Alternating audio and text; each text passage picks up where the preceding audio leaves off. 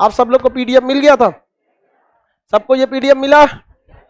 इसमें क्या है भाई? प्रत्यक्ष कार्रवाई दिवस तो पढ़ाई दिए, नहीं पढ़ा है? सुभाष चंद्र बोस जन्म 1897 उड़ीसा के कटक में, 1897 उड़ीसा के कटक में। 1800 कहां हुआ था? उड़ीसा के कटक में, उड़ीसा के कटक में। इनके गुरुजी का नाम CR दास, CR दास। क्या नाम है पूरा नाम? चित्तरंजन दास, CR दास चित्तरंजन। इन्होंने इंडियन सिविल सर्विसेज की परीक्षा 1920 में पास कर दी, और लेकिन 1921 में इन्होंने क्या दे दिया? रिजाइन दे दिया। इंडियन सिविल सर्विसेज मतलब आज के समय में IAS, वही बात है, इंडियन सिविल सर्विस, अभी उसका नाम है इंडियन एडमिनिस्ट्रेटिव सर्विस। तो उससे क्या कर दिया इन्होंने? रिजाइन दे दिया। और रिजाइन दिया 1921 में, जानते हैं क्यों? असहयोग आंदोलन चल रहा था, और गांधी जी ने क्या कहा था कि आप अंग्रेजों का साथ न दें। क्या पूछ रहा है बकलोल बाबू? CR दास का फुल फॉर्म पूछ रहा है। सुतल था तुम, अभी बताए ना। चित्तरंजन दास, पत्नी का नाम बसंती देवी। असहयोग आंदोलन में जेल भी चले गए। बकुल क्या लिखे? इसमें कुछ ऐसे वैसे नहीं, सीधा गुरु थे, राजनीतिक गुरु। सुभाष चंद्र बोस को आप क्यों पढ़ते हैं? राजनीति के कारण। इनके राजनीतिक गुरु CR दास, चित्तरंजन दास। असहयोग आंदोलन के दौरान इन्होंने क्या छोड़ दिया? नौकरी। कहे कि हम भी अंग्रेजों का साथ नहीं देंगे। नॉन कोऑपरेटिव मूवमेंट, असहयोग आंदोलन। पहले चौरी चौरा हत्याकांड हो गया, महात्मा गांधी असहयोग आंदोलन बंद कर दिए। कल हो गई लो काम, IAS की नौकरी छोड़ लो। इन्हीं के चक्कर में आए थे, आई आंदोलन ने बंद कर दिए, चौपट हो गया। सुभाष चंद्र बोस कहे कि सनक गिलो बुढ़वा। महात्मा गांधी, सुभाष चंद्र बोस ने भी कहा था कि नहीं, जब जनता का उत्साह अपने 7वें आसमान पर था, तो महात्मा गांधी द्वारा असहयोग आंदोलन को स्थगित करना मेरे तो पल्ले ही नहीं पड़ रहा है, का सोच के इन्होंने किया। बाद में ये राजनीति में हिस्सा लिए, कई आंदोलनों में रहे। 1938 में ये सक्रिय राजनीति के तहत कहां पर आए? गुजरात के हरिपुरा, गुजरात के हरिपुरा। हरिपुरा अधिवेशन की अध्यक्षता किसने किया? सुभाष चंद्र बोस। किसने किया? सुभाष चंद्र बोस। आगे बढ़े, आगे बढ़े बाबू। कमेंट में आप लोग कौन कौन सी क्वेश्चन पूछता है, सब PDF प्रोवाइड हो जाएगा। इनकी वाइफ जर्मन थी, हाँ, सुभाष चंद्र बोस की पत्नी। उन्होंने कहा की वहीं पे जर्मन, इटली के दौरान जब इटली जर्मन गए थे तो वहीं पे मुलाकात हुई थी इनसे। हालांकि इनकी आकस्मिक मृत्यु हो गई। कौन सी तोरा कौन सी जर्मन तोरो मिल जाएगी, तोरा दतुअन बेचने वाली मिलेगी से बकलोल कहीं का।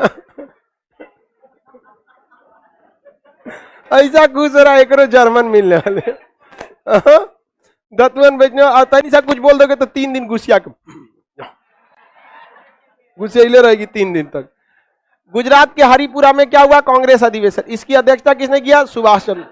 1939 में मध्य प्रदेश में एक जगह है त्रिपुरी, त्रिपुरा तो एक राज्य ही हो जाएगा, मध्य प्रदेश में एक जगह है त्रिपुरी। त्रिपुरी में यहाँ पे भी थे कौन से? सुभाष चंद्र बोस। इसकी अध्यक्षता किया सुभाष चंद्र बोस। किसने किया? सुभाष चंद्र बोस। इसमें महात्मा गांधी ने सुभाष चंद्र बोस से कहा कि आप गरम दल वाले, मारधार ज्यादा करना जानते हैं, एक काम कीजिए, आप आंदोलन की अध्यक्ष, आप कांग्रेस की अध्यक्षता मत कीजिए, वरना कांग्रेस की अध्यक्षता करेंगे और द्वितीय विश्व युद्ध का समय चल रहा है। देखिए द्वितीय विश्व युद्ध आ गया कि नहीं आ गया? द्वितीय विश्व युद्ध का समय चल रहा है, आप मारधार करा देंगे कांग्रेस में। इसलिए आपसे विनती है सुभाष चंद्र बोस, आप कांग्रेस की अध्यक्षता मत कीजिए, क्योंकि द्वितीय विश्व युद्ध चल रहा है, अंग्रेज कोई भी रिस्क नहीं लेंगे, जहां कहीं भी बवाल होगा तुरंत वो गोली चलवा देंगे सब। और लॉर्ड लिनिथगो ने भी हेलीकॉप्टर से गोली चलाने की योजना बना लिया था। तो इन्होंने कहा कि सुभाष चंद्र बोस ने कहा ये जो होता तो देखते ना, गोली चलाएगा तो क्या दिक्कत है, तुम तलवार आजमाओ, हम गर्दन आजमाते हैं। समझ में आया? सुभाष चंद्र बोस बहुत भयानक गरम दल वाले थे, तो सुभाष चंद्र बोस ने कहा कि नहीं हम ही रहेंगे। लेकिन महात्मा गांधी ने लोगों से कहा कि देखिए आप लोग सपोर्ट कीजिए पट्टाभी सिद्धारमैया को। किसको सपोर्ट कीजिए? पट्टाभी सिद्धारमैया। पट्टाभी सिद्धा, खत्म नहीं हो रहा इनका नाम, पट्टाभी सिद्धारमैया। कांग्रेस के आधिकारिक इतिहासकार थे पट्टाभी सिद्धारमैया। कांग्रेस का लेखा जोखा कौन रखते थे? पट्टाभी सीतारमैया। किसी को कोई दिक्कत नहीं है, लेकिन लोगों ने कहा कि भाई पट्टाभी सीतारमैया से क्या मतलब है, हम गांधी जी आप खड़ा हुई तो आपको वोट डाल सकते हैं, पट्टाभी सीतारमैया को खड़ा होने से थोड़ी ना वोट डाल सकते। अब मोदी जी कहेंगे कि आप लोग इन्हीं को वोट दीजिएगा, समझ जाइएगा कि यही मोदी है, तो लोग उनको वोट डाल देगा। मोदी जी की बात अलग है, तो लोगों ने भी कहा दे पट्टाभी सीतारमैया को कौन वोट डालने जाएगा। सब लोगों ने किसको जिता दिया? सुभाष चंद्र बोस को। अब घोर बेइज्जती हो गई किसकी? महात्मा गांधी की। लेकिन महात्मा गांधी इसके बाद भी सुभाष चंद्र बोस से कहते थे कि आप अध्यक्ष तो बन गए हैं, किंतु इसमें गरम दल को इंट्रोड्यूस नहीं कीजिएगा। तो सुभाष चंद्र बोस कहें कि यह हो सकता है हमारे ऐसे आदमी और गरम दल ना अपनाए, आईएएस की नौकरी को लात मार के आए हैं, ये अंग्रेजों की जी हुजूरी करने के लिए, प्यार से बतियाने के लिए, उस तरह तो वहां भी कर सकते थे। इन दोनों में मतभेद होने लगा। तो सुभाष चंद्र बोस ने कहा कि हम एक काम करते हैं, त्यागपत्र देते हैं। तो इन्होंने क्या कर दिया? त्यागपत्र दे दिया। और कांग्रेस के अध्यक्ष से त्यागपत्र देके 1939 में इन्होंने एक अलग संस्था फॉरवर्ड ब्लॉक की स्थापना कर दिया। कौन सा स्थापना? Forward block. अलग पार्टी बना लिया। क्या नाम रखा? Forward block. और यहाँ कांग्रेस का पद खाली हो गया, क्योंकि पट्टाभी सीतारमैया तो खुद हार चुके थे। और सुभाष चंद्र बोस ने क्या कर दिया? त्यागपत्र। गांधी जी पट्टाभी सीतारमैया को बुलाएंगे, पट्टाभी आओ, खाली हो गिलो। पट्टाभी सीतारमैया मैंने पगला वगला है क्या? इज्जत उज्जत कुछ होता है कि नहीं है? देखो तो हारे चल गया तो फिर आ जाएंगे। तो फिर राजेंद्र प्रसाद को रखा गया, कहा कि भाई आपके साथ तो ऐसा कोई मैटर नहीं, आखिर खाली तो पद छोड़ेंगे नहीं यहाँ पर। तो पट्टाभी सीतारमैया को हरा दिया था इन्होंने। किस सम्मेलन में? त्रिपुरी सम्मेलन में। किसमें? त्रिपुरी सम्मेलन में। ये 1940 में 40-41 के दौरान ये बहुत ही ज्यादा क्या रहे? एग्रेसिव रहे। 40 और 41 के दौरान भयानक भयानक ये भाषण बहुत जबरदस्त देते थे सुभाष चंद्र बोस। भड़कीला भाषण देने के कारण अंग्रेजों ने इन्हें क्या कर लिया? गिरफ्तार कर लिया। बाद में उन्होंने 1941 में इन्हें छोड़ा। तब ये रसिया होते हुए इटली, रसिया, कई देशों की भ्रमण किए और कहाँ पहुंचे? जर्मनी में पहुंचे। और जर्मनी के पास पहले से जर्मनी में हमारा देखिए 1937 में 1937 में चुनाव हुआ और 1939 में अंग्रेजों ने भारत के कितने सैनिकों को लेकर गए थे और किसके खिलाफ लड़वा रहे थे? हाँ, जर्मनी के खिलाफ लड़वा रहे थे। और सुभाष चंद्र बोस कहां पहुंच गए? जर्मनी। और जर्मनी में हिटलर के पास गए मिलने के लिए। तो हिटलर को मिलने के लिए दिया गया। हिटलर के ऑफिस में कौन पहुंचे? सुभाष चंद्र बोस। और हिटलर के ससुरे के हिटलर आया, सारे लोग सैल्यूट किए, हिटलर आ गया, सर सर सर हिटलर आ गया। हिटलर, सुभाष चंद्र बोस खड़ा भी नहीं है हिटलर के आगे, हिटलर चल गया गुस्सिया के। बाद में पता चला नकली हिटलर था, उसका फेस वैसे ही मिलता था। उसके बाद आया ओरिजिनल हिटलर, सारे सैल्यूट किए, सॉरी हिटलर। ओकरो देख के सुभाष चंद्र बोस वैल्यू नहीं दिए। बाद में पता चला यो नकली था। जितना आया सब उसके खुद के बॉडीगार्ड कंफ्यूज हो जाते थे सब, लेकिन सुभाष चंद्र बोस नहीं। ओरिजिनल जब हिटलर आया तो ओरिजिनल हिटलर के आते वक्त में सुभाष चंद्र बोस खड़े हुए, हाथ मिलाए वहां से। तो हिटलर कंफ्यूज हो गया कि यार ये तो बहुत होशियार आदमी लग रहा है यहाँ पर। तो उन्होंने पूछा कि आपको पता कैसे चला? तो सुभाष चंद्र बोस ने कहा था कि सोने की परख सोनार को अच्छे से होती है, अगर उसको लोहा दिखाइएगा तो दूरे से पता कर लेगा कि सोना नहीं है। तो सुभाष चंद्र बोले कि अच्छा आदमी, हिटलर बोला कि अच्छा आदमी है, ठीक ठाक लगता है। तो पूछा हिटलर की क्या चाहते हैं आप? तो सुभाष चंद्र बोस ने कहा है कि हम बहुत खतरनाक चीज चाहते हैं। क्या चीज? कहा कि देखिए हमारे देश से 3 लाख फौजी को इंग्लैंड लेके आया है और आपके खिलाफ लड़वा रहा है, और आप उन लोगों को पकड़ लिए, आप उन फौजियों को हमको दे दीजिए, हम आप ही की ओर से उसको इंग्लैंड से लड़वा देंगे। हिटलर का पगला गया है, कोनो मोटर कार समझा है कि अगला गियर लगाओ, बैक गियर लगा दो। अभी आया था हमको मारने के लिए, अभी इंग्लैंड से कैसे मारे गए आप? कहा कि आप वो जिम्मेदारी हमें छोड़ दीजिए। इन लोगों को अंग्रेज सब ने क्या किया है? राष्ट्र प्रेम की भावना इनमें से क्या कर दिया है? खत्म कर दिया है। तो इन्होंने कहा कि हिटलर मान ही नहीं रहा था, क्योंकि हिटलर बहुत बड़ा हॉल बनवाया था, जैसे आपका क्लासरूम कैसे है ऐसे ही, इसमें सबको बैठाता था कुर्सी पे, सब लोग बैठ जाते थे। इसमें खिड़की चारों ओर से नहीं थी, जब सब लोग आ जाते थे दरवाजा बंद करके जहरीला गैस डाल देता था, और शीशा वाला खिड़की लगाया था, उसमें से देखता था कि कैसे मर रहे हैं। ओहो मरो मरो, बहुत खतरनाक था हिटलर। समझ में क्या? हिटलर बहुत ही मतलब किसी का बातें नहीं सुनता था। आज भी लोग कहते हैं हिटलर शाही तुम्हारा नहीं सुनेंगे, किसी की बात नहीं सुनता था। सुभाष चंद्र बोस ने कहा कि आप मार के क्या करेंगे, आप हमें एक मौका दीजिए, हम इन भारतीय सैनिकों को अपने देश ले जाएंगे और अपने देश ले जाके किसको मारेंगे, ब्रिटेन वाले को मारेंगे। तो ब्रिटेन वाला वहां पिटाएगा तो यहाँ पे भी उसका असर देखने को मिलेगा। तो हिटलर ने मौका दिया किसको, सुभाष चंद्र बोस को। सुभाष चंद्र बोस के पास बहुत सारे फौजी थे, तो देखे उन्होंने मनाया कि भाई देखो अंग्रेजों को मारो, ऐसे गांधी जी की तरह नहीं कि प्रथम विश्व युद्ध में साथ दिए आजादी मिलेगा, मिल गया आजादी, नहीं। तो तुम द्वितीय विश्व युद्ध में अंग्रेजों का साथ देने आए हो, आजादी मिलेगा, कभी नहीं मिलेगा। भारतीय सैनिक पहले सुभाष चंद्र बोस के खिलाफ थे, क्योंकि सैनिकों को वेतन ठीक ठाक इंग्लैंड दे देता था, लेकिन भारतीय सैनिक जो थे उनको मोटिवेट किए सुभाष चंद्र बोस। बर्मा में इन्होंने प्लान बनाया कि बर्मा के रास्ते मतलब म्यांमार के रास्ते भारत में जाया जाएगा। सुभाष चंद्र बोस बहुत जबरदस्त है, उनका एक नारा भी था, तुम मुझे खून दो मैं तुम्हें आजादी दूंगा।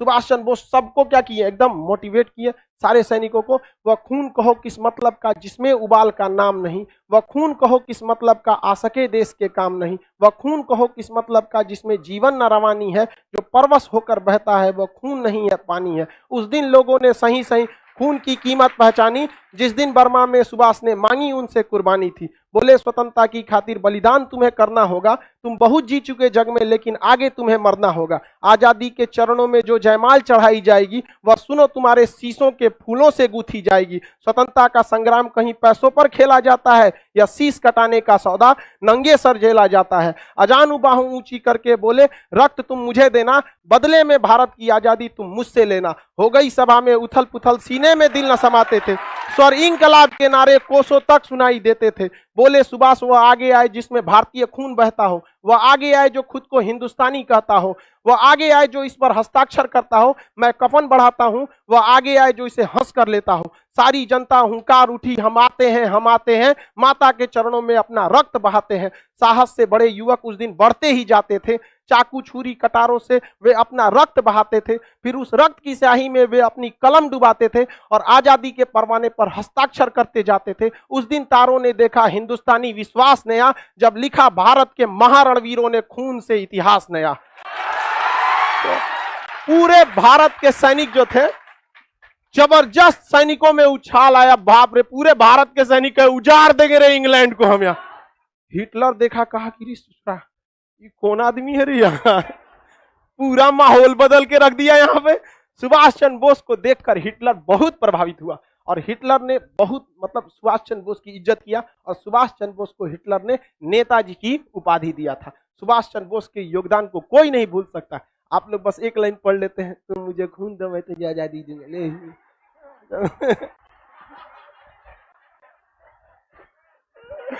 समझा गया कि नहीं आ गया? सुभाष चंद्र बोस के योगदान को नहीं, खैर आप लोग के लिए उतना जरूरी है, तुम मुझे खून दो मैं तुम्हें आजादी दो, नारा आपके लिए, समझा गया? चलो अब आगे समझते हैं। सुभाष चंद्र बोस जो थे वो इन सैनिकों को क्या किए, हिटलर के सहयोग से प्राप्त किए, लेकिन हिटलर ने कहा कि इन सैनिकों में अभी भी ट्रेनिंग का क्या है, अभाव है, ये डायरेक्ट नहीं लड़ पाएंगे। देखो लड़ने आए थे, हम पकड़ के रख लिए कि नहीं रख लिए, इनको क्या जरूरत है, प्रॉपर ट्रेनिंग की जरूरत है। अब देखिए द्वितीय विश्व युद्ध में ना दो एलाइज फोर्स थे, मतलब 3 देश थे जो आपस में एक साथ थे। इधर में था जर्मनी, इटली और यहाँ पे जापान। ये तीनों जो थे ये ध्रुवीय राष्ट्र थे सब, इन्हें कहा जाता है एक्सियल फोर्सेज। और जो एलाइज फोर्सेज थे उसमें बड़े बड़े देश थे, अमेरिका था, कनाडा था, ब्रिटेन था, फ्रांस था, रूस था, ये सब थे सब। तो सुभाष चंद्र बोस ने जो भारतीय सैनिक जो कहाँ फंसे थे, जर्मनी, इन्हें क्या किया, अपने पास लिया। और सुभाष चंद्र बोस हिटलर के सहयोग से आर्म्स एंड एनिमेशन लिया और हिटलर ने किसे भेज दिया, जापान को कहा कि जापान भेजा इन सैनिकों को, और इन सैनिकों को ट्रेनिंग और अच्छा हथियार किसने दिया, जापान। और जापान ने सुभाष चंद्र बोस को अंडमान और निकोबार द्वीप गिफ्ट में दे दिया। किसमें दिया, गिफ्ट में, क्योंकि इंग्लैंड वालों से ये जापानियों ने कौन सा द्वीप छीन लिया था, अंडमान और निकोबार। तो यहां पर सुभाष चंद्र बोस ने अंडमान और निकोबार द्वीप का नाम क्या रख दिया, शहीद एवं स्वराज, शहीद एवं स्वराज नाम रख दिया। और यहां पर सुभाष चंद्र बोस को मिला, सिंगापुर में सुभाष चंद्र बोस ने आजाद हिंद सरकार बना लिया। क्या बना लिया, आजाद हिंद सरकार। कहा कि देश गुलाम नहीं है, हमारी सरकार है, अभी हम सिंगापुर से शासन कर रहे हैं, धीरे धीरे धीरे धीरे दिल्ली पहुंचेंगे। और सुभाष चंद्र बोस ने सिंगापुर से ही ऑल इंडिया रेडियो पर बोला था, मुझे इस लड़ाई में राष्ट्रपिता महात्मा गांधी की आशीर्वाद की जरूरत है। तो बताइए महात्मा गांधी को राष्ट्रपिता किसने कहा था, सुभाष चंद्र। देखिए सुभाष चंद्र बोस और महात्मा गांधी में मतभेद नहीं था, दोनों की आइडियोलॉजी अलग थी। सुभाष चंद्र बोस 24 कैरेट गरम दल वाले और महात्मा गांधी 24 कैरेट नरम दल वाले, ये दोनों आपस में मिल नहीं सकते, लेकिन विवाद नहीं था। आप इतिहास को उस तरह से पढ़िए जिस तरह से हुआ है, ऐसे नहीं कि आप कह देंगे महात्मा गांधी उसमें झगड़ा था। अब आप ही बताओ, हम जीएस के टीचर और कोई मैथ के टीचर, हम दोनों लोग एक चीज पे कैसे जा सकते हैं? भाई उनका चीज पढ़ाने का तरीका अलग, हमारा अलग है, दोनों अलग अलग होंगे कि नहीं, लेकिन अल्टीमेट काम क्या है? आप लोग का रिजल्ट दिलाना। अगर हम जीएस, हम या इंडिया का कोई भी जीएस का टीचर, उसका जीएस में योगदान है, जो भी मैथ के टीचर उनका मैथ में योगदान है, रीजनिंग में योगदान है। आपको तो जरूरत दोनों की है, कि ऐसा थोड़ी है कि आप जीएस पढ़ लेंगे मैथ नहीं पढ़ पाएंगे तो आपका रिजल्ट हो जाएगा। आपको तो बैलेंस लेके चलना है। वो अलग बात है कि बीपीएससी, यूपीएससी या दरोगा, रेलवे, इस सब में जीएस का वेटेज ज्यादा है, लेकिन ओवरऑल आपको तो लेके सबको चलना है।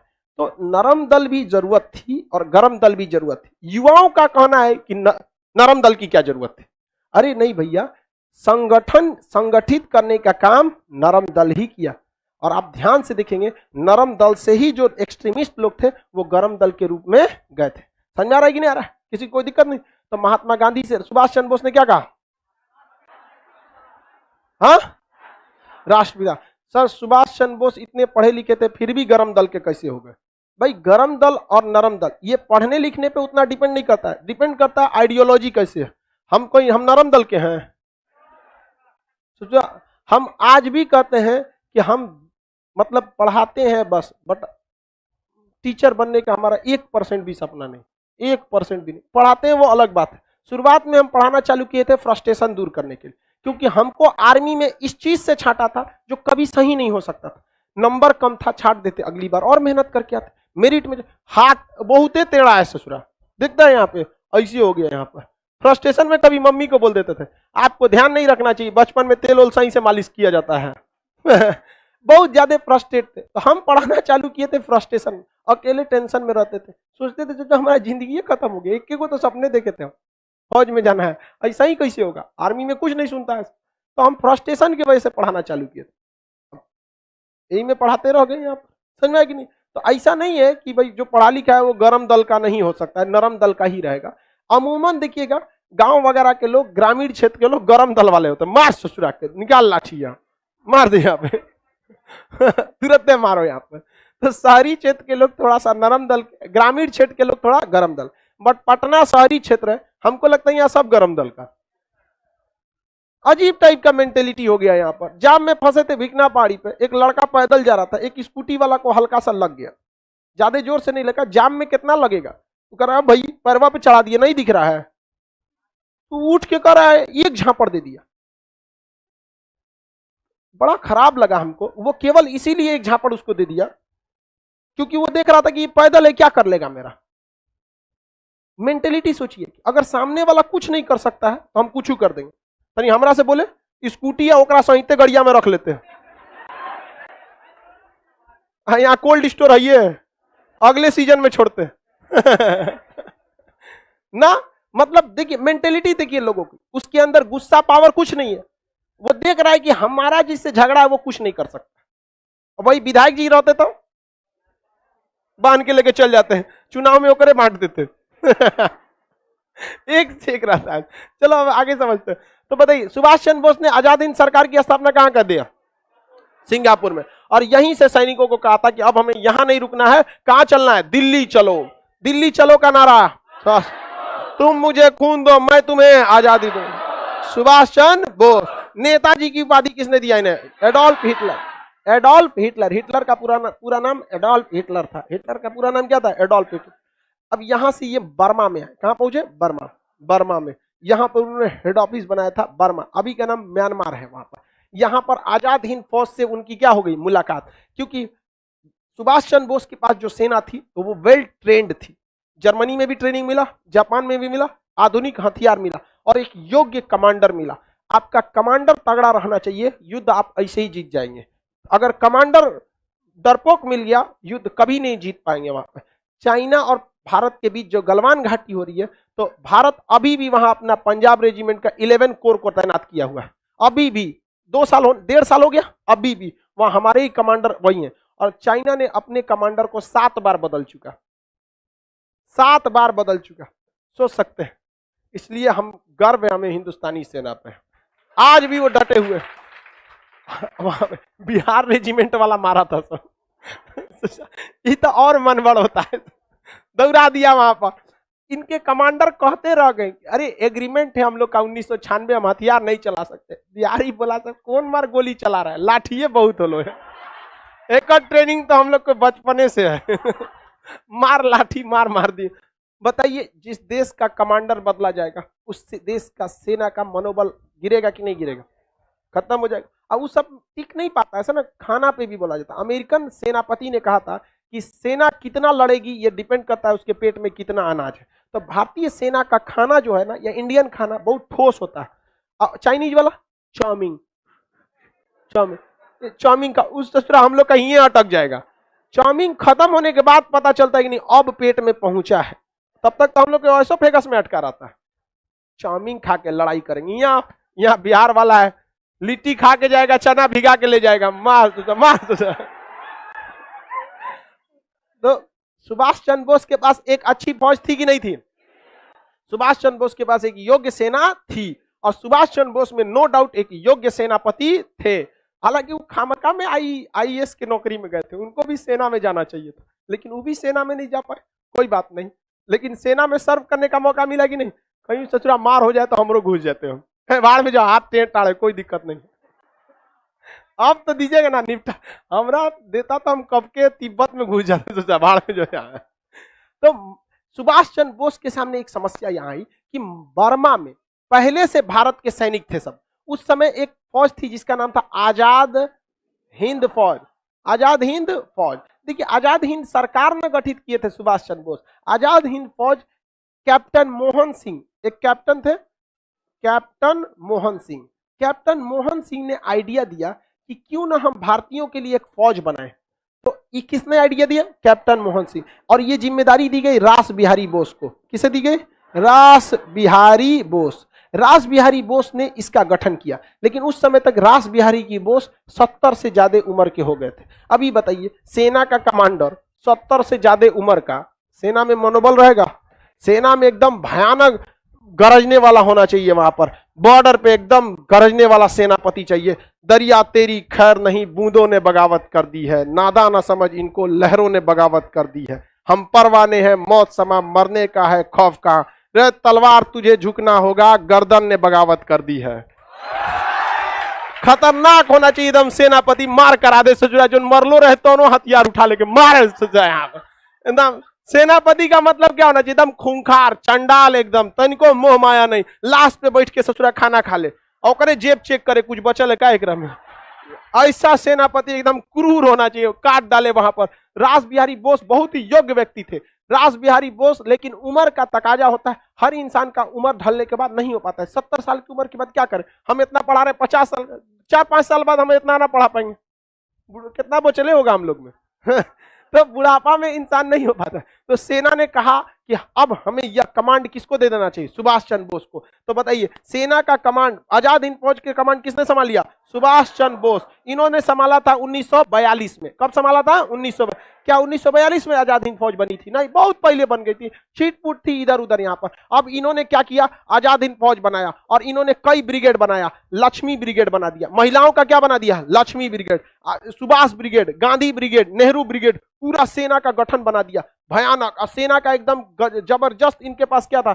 हथियार था, जापानियों से सहयोग मिला था, हिटलर से सहयोग मिला था। और ये अब म्यांमार के रास्ते कहां बढ़ने लगे? भारत की ओर। और इम्फाल में पहुंच गए, नागालैंड की राजधानी इम्फाल, और इम्फाल के रास्ते कोहिमा की राजधानी है, नागालैंड की राजधानी इम्फाल, मणिपुर, नागालैंड, मणिपुर की राजधानी इम्फाल। इम्फाल में पहुंचकर इन्होंने एकदम डिसीजन दिया, अब हमें इधर रुकना ही नहीं है। कहां चलना है? दिल्ली चलो, दिल्ली चलो। लेकिन इसी बीच 1945 आ चुका था, और 1945 आते आते जर्मन टूट चुका था। जर्मनी यहां से क्या होगा? टूट चुका, क्योंकि जर्मनी की एयरफोर्स यहां बर्फ में जम चुकी थी। जर्मनी की नौसेना ऊपर में मतलब ब्लास्ट कर चुकी थी, जर्मनी की नौसेना खत्म हो चुकी थी। उसकी सेना को रूस ने मार दिया, और जर्मनी पर किसका कब्जा हो गया था? रूस का। अब इधर से जर्मनी से सप्लाई बंद हो गया, और जापान से एक उम्मीद थी, लेकिन 6 अगस्त 1945 को अमेरिका जापान पे बम पटक दिया। दूसरा 9 अगस्त को फिर पटक दिया। अब जापान ने हाथ खड़ा कर दिया, हम क्या कर सकते हैं?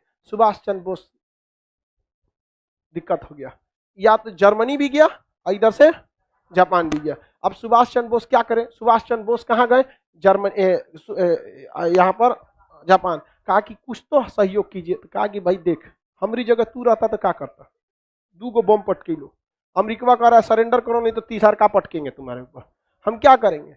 और वो बम बनाने का फॉर्मूला जान गया है, मान के चलो कि उसके पास 2 गो है, उसके पास फॉर्मूला है ना, 1 महीना में दूसरा का बना लेगा। अब आपको मान के चलिए आप रोटी बनाना जानते हैं, रोटी खत्म हो गया, क्या दिक्कत है, आटा सान के फिर बना लेंगे। हम लोग जैसे को ना दिक्कत है जो नहीं जानता है, तब वो बना लेगा आदमी तेज टाड़, बिना उसको बेल ले, उसको गोल के चढ़ा दो एकदम आग, एकदम बिना बेले एकदम चढ़ा दो आग पे, एकदम पेट तो भरेगा कि नहीं बनेगा। तो यहां पर आपका 6 अगस्त को बम गिरा, 9 अगस्त पे बम गिरा। सुभाष चंद्र बोस यहां से अब वापस आए 9 दूनी 18 अगस्त। कब आप वापस आए, 18। कहें कि अब अपने से ही देखना है हम लोग को। जब जहाज से आ रहे थे तो ताइवान के पास इनका जहाज दुर्घटनाग्रस्त हो गया और 18 अगस्त 1945 को सुभाष चंद्र बोस की क्या हो गई, विमान दुर्घटना में मृत्यु हो गई। ताइवान का उस समय का नाम फार्मूसा था। क्या नाम था, फार्मूसा। उनकी मृत्यु हो गई। अंग्रेजों ने इसकी, जापान ने इसकी पुष्टि कर दिया 22 अगस्त को, जबकि 18 अगस्त को ही इनकी क्या हो चुकी थी, मृत्यु। अब भारत में एक अलगे कहानी लेके लोग घूमते हैं कि नहीं जीवित थे। अरे भाई जीवित थे तो छुप के रहने वाले आदमी थे। आपको लगता है कि सुभाष चंद्र बोस ऐसा इंसान थे जो छुप के रहेंगे? अजब हाल है। शेर बूढ़ा भी हो जाए ना तो भी शेर रहता है, वो मरने के बाद भी जंगली जानवर की हिम्मत नहीं होती है शेर के बगल से गुजर जाए। और लोग कहते हैं सुभाष चंद्र बोस छुप के साधु का जीवन जिए। साधु के जीवन जीने वाला आदमी हो आप। गांधी को कहिएगा तो मानबो करेंगे, मोतीलाल नेहरू को कहेंगे तो मान लेंगे, समझा क्या। जिन्ना के बारे में कुछ नहीं कह सकते, हाँ उसका डीएनए सही नहीं था वो, हाँ सही नहीं, आदमी सही नहीं। तो सुभाष चंद्र बोस को यदि ये कोई कहे कि उस साधु का जीवन जिए थे, तो भाई आपको पता नहीं है तब सुभाष चंद्र बोस कैसा आदमी थे। उस साधु का जीवन जीने वाले हैं, जिंदगी को लात मार देंगे वैसे। यहाँ पे आईएएस की नौकरी, लोग चपरासी के ना नौकरी छोड़ेगा, वो आईएएस की नौकरी छोड़ के आए थे। यहाँ सुभाष चंद्र बोस की क्या हो गई, मृत्यु। और यहाँ आजाद हिंद फौज के सैनिकों को मनोबल गिर गया, क्योंकि उतना बेहतरीन कमांडर इन्होंने खो दिया। सुभाष चंद्र बोस जैसा कोई नहीं। जब हवाई हमला हुआ था सुभाष चंद्र बोस के ऊपर म्यांमार में, तो कैंप में हजारों की सेना में सैनिक खड़े थे, उनके ऊपर हवाई हमला हुआ। सुभाष चंद्र बोस सारे सैनिकों को बंकर में भेजे थे, और हवाई हमला बाद जब सारे सैनिक वापस आए, देखते हैं कि हमारा जो मतलब बटालियन है वहां पर क्या क्षतिग्रस्त हुआ, तो देखे कि वहां सुभाष चंद्र बोस खड़े थे। पूरा हवाई हमला के दौरान सबको बंकर में भेज के अकेला खड़ा रहने वाला इंसान सुभाष चंद्र बोस था। इतना बहादुर व्यक्ति। लेकिन सेना का जब मनोबल, जब सेना का कमांडर तगड़ा रहता है ना, सेना ऐसे लड़ जाती है खाली पेट भी यहाँ पर। तो सुभाष चंद्र बोस की मृत्यु के बाद सेना का मनोबल ही गिर गया, और सेना के ऊपर भारी पड़ गए कौन, अंग्रेज। क्योंकि अंग्रेज को अब टेंशन नहीं, उधर जापान मारा गया, इधर जर्मनी मारे गए, एगो बचा था इटली, इटली का था डोमिटो मुसोलिनी, ये महालोल था ससुरा, ये तो माँ इसकी जनता ने इसको पकड़ के तमाचा तमाचा मार दिया। इसी के देश की जनता ने मुसोलिनी को इसी के देश में तमाचा तमाचा मार के मारी। उसका बेचारा का सब उखड़ गया था, इतना मार मारे थे सब, चौराहा पे फांसी दे दिया। महाबैल था मुसोलिनी। मुसोलिनी का कहना था जो पुरुष युद्ध नहीं लड़ा वो बाज महिला के समान है। कोई बात है भाई, युद्ध जरूरी है, लेकिन युद्ध किस हाल में जरूरी है ये है। आप युद्ध को बहुत हद तक टालिए, आखिरी डिसीजन होना चाहिए, युद्ध होना चाहिए। ऐसा थोड़ी कि युद्ध कर दो एकदम। यहाँ पर सुभाष चंद्र बोस की मृत्यु के बाद आजाद हिंद फौज के सैनिकों को गिरफ्तार किया गया और लाल किला में इनके खिलाफ मुकदमा चलाया गया था। आजाद हिंद फौज के सैनिकों पर मुकदमा कहाँ चलाया गया था, लाल किला। और लॉर्ड लिनिथगो थे उस समय भारत के वायसराय। उसके बाद लॉर्ड लिनिथगो के समय बाद आए थे मिंटो उंटो को, इसको भेजा गया माउंट बेटन वगैरह, तो इसके ऊपर मुकदमा चलाया गया। तो उसके बाद जब मुकदमा चलाया गया तो भारत के जवाहरलाल नेहरू वकील जो थे, काटजू थे, तेज बहादुर सप्रू थे, बहुत सारे वकीलों ने आजाद हिंद फौज के सैनिकों का पैरवी किया और जज से कहा कि गलती से भी आप सजा मत सुनाइएगा। याद है मंगल पांडे, हाँ एगो को सुनाए थे मंगल पांडे को, बाकी 1857 का क्रांति किया था ना। अभी माहौल सही नहीं है जज साहब, आप इनकी सजा को माफ कर दीजिए वरना फिर बवाल कर देगा सभी सैनिक सब। तो जज ने कहा माफ करने की शक्ति हमारे पास नहीं है, राष्ट्रपति को होती है। उस समय राष्ट्रपति के पद पर वायसराय हुआ करता था, तो वायसराय ने इनकी सजा को क्या कर दिया, माफ कर दिया। जब क्वेश्चन आएगा तो इसमें ऑप्शन डी लगाना होगा आपको। क्योंकि पूछता है आजाद हिंद फौज के सैनिकों का मुकदमा कहां चलाया गया, तो ऑप्शन डी रहता है इनमें से कोई नहीं, क्योंकि लाल किला नहीं रहता है। और कहेगा कि आजाद हिंद फौज की सैनिकों की ओर से वकालत किसने किया था, तो उस समय भी ऑप्शन डी लगाएंगे, क्योंकि ऑप्शन ए पे जवाहरलाल नेहरू, जस्टिस काटजू, सप्रू रहता है, ऑप्शन डी पे रहता है उपरोक्त सभी। तो दोनों कंडीशन में क्या लगाएंगे, ऑप्शन नंबर डी। किसी को कोई दिक्कत नहीं है। आजाद हिंद फौज किसके दिमाग की उपज थी, किसने आइडिया दिया था, कैप्टन मोहन सिंह। किसने आइडिया दिया, कैप्टन मोहन। लेकिन संगठित किसने किया, रास बिहारी बोस। रास बिहारी बोस जो थे वो बूढ़े हो चुके थे बहुत, इसलिए उनके पास उतना कमांड नहीं रह पाता। सुभाष चंद्र बोस को कमांडर कब बनाया गया, 1942। और आजाद हिंद सरकार की गठन कब कर दिया, 43 में। आजाद हिंद फौज की गठन जापान में हुआ कि म्यांमार में, सिंगापुर में हुआ। कहाँ हुआ, सिंगापुर। दो ऑप्शन देंगे वही दो लगा दे, कहाँ हुआ था, सिंगापुर में। किसी को कोई दिक्कत नहीं। आजाद हिंद सरकार का गठन सिंगापुर में हुआ। राष्ट्रपिता किसने कहा था महात्मा गांधी को, सुभाष चंद्र बोस को हिटलर ने क्या कहा था, नेताजी। सुभाष चंद्र बोस को हिटलर ने नेताजी कहा था, याद रहेगा ना सुभाष चंद्र बोस के बारे में। आजाद हिंद फौज, इसका गठन सर्वप्रथम विचार कैप्टन मोहन का आया, अर्थात ये कैप्टन मोहन सिंह के दिमाग की उपजी। आजाद हिंद फौज के संस्थापक रास बिहारी बोस थे। 4 जुलाई 1943 को सुभाष चंद्र बोस को आजाद हिंद के कप्तान दे दिया गया। 42 कप्तान ऑफिशियली इन्हें 43 में ही दिया गया था। अब इसको एक बार हम कंफर्म कर लेते, अभी मेरे दिमाग पे मतलब नहीं आ रहा है। तो इसका 43 में इन्होंने किसका गठन कर लिया, आजाद हिंद सरकार का। कहां पे गठन किया, आजाद हिंद फौज। सुभाष चंद्र बोस ने आजाद हिंद फौज के सैनिकों को लेकर मणिपुर के रास्ते आक्रमण किया और उन्होंने नियंत्रण कर लिया। मणिपुर से इंफाल में सुभाष चंद्र बोस ने क्या बोला था, दिल्ली चलो। जापान पे बम कब गिर गया, 6 अगस्त और 9। इनकी विमान दुर्घटना अगस्त हो गया 18 अगस्त। विमान दुर्घटना में किसकी मृत्यु हो गई, सुभाष चंद्र बोस की। अगर द्वितीय विश्व युद्ध नहीं होता तो हम लोग 1947 में आजाद नहीं होते, ये वास्तविकता है।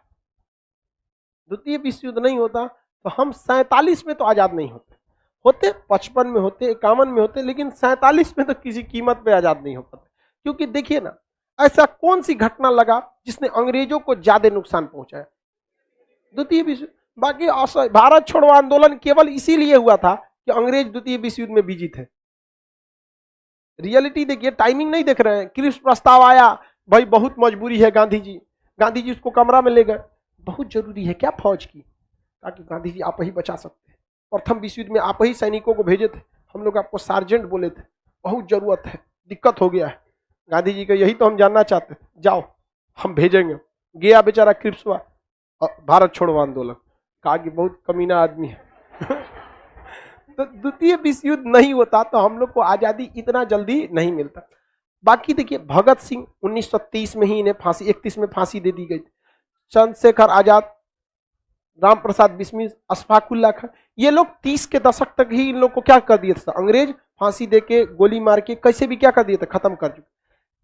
30 के बाद कोई बहुत बड़ा क्रांतिकारी आंदोलन ही नहीं मिलेगा, सुभाष चंद्र बोस का मिलेगा। और सुभाष चंद्र बोस को भी देखिए क्या हुआ, द्वितीय विश्व युद्ध में जर्मनी जापान मराया और पूरा खत्म हो गया। क्योंकि हम लोग के पास अपना क्या था, ना फैक्ट्री थी, ना हथियार था, ना कुछ सैलरी उलरी कहां से दीजिएगा यहाँ पर। तो बहुत द्वितीय विश्व युद्ध हुआ भी तो एक तरह से हम लोग के लिए क्या था, अच्छा ही था। सोचा द्वितीय विश्व युद्ध हुआ पहले, और अगर द्वितीय विश्व युद्ध में जर्मनी जीत जाता तो हम 1942 में आजाद हो गए रहते। जर्मनी ने गलती न कर दिया, उसने रूस पर आक्रमण कर दिया। ये सोच देखता है कितना बड़ है, कहां आक्रमण कर दिया, रूस पर। रूस ने सबसे ज्यादा लोग को गंवाए हैं, प्रथम विश्व युद्ध में भी और द्वितीय विश्व युद्ध में। इतना लोग मरे हैं कि रूस में कहीं पे भी देखेंगे तो सड़क पर 40% आपको लड़के मिलेंगे, 60% वहां क्या मिलेंगी, लड़कियां मिलेंगी। जिसके 2 रीजन है, एक तो प्रथम और द्वितीय विश्व युद्ध में मरा गए सब, दूसरा का रीजन वहां पे शराब बहुत ज्यादा, वहां पे लोग क्या पीते हैं, शराब। ठंड प्रदेशों में शराब जो होता है एकोमोडाइजेशन में क्या करता है, मदद करता है। दूसरा, वेस्टर्न कल्चर में शराब, सिगरेट, जुआ, ये सब क्या है, नॉर्मल। हमारे यहाँ क्या है, शराब थोड़ा सा गलत माना जाता है। उतनी मनी होली में चल गया, अदरवाइज होली में ना थोड़ा सा आदमी एडजस्ट कर चले यार होली में, समझा कि अदरवाइज में आप शराब पीजिएगा तो भारतीय समाज में लोग आपको अच्छे नजर से नहीं देखते। होली में बस सब कॉम्प्रोमाइज हो जाता है। और वो ससुरा सब ऐसा पी लेता है कि उलटल कहीं रहता है। अरे भाई थोड़ा लिमिट में रहना रे सजुरा, तोरे चक्कर में त्योहारों बदनाम हो जाएगा। लेकिन ना सजुरा, हम चौपट हैं तो सबको चौपट करेंगे। तो ये रूस बहुत ज्यादा इसमें लॉस रहा था। तो आपको सुभाष चंद्र बोस का समझ में आ गया। अब आगे हम लोग कल करेंगे।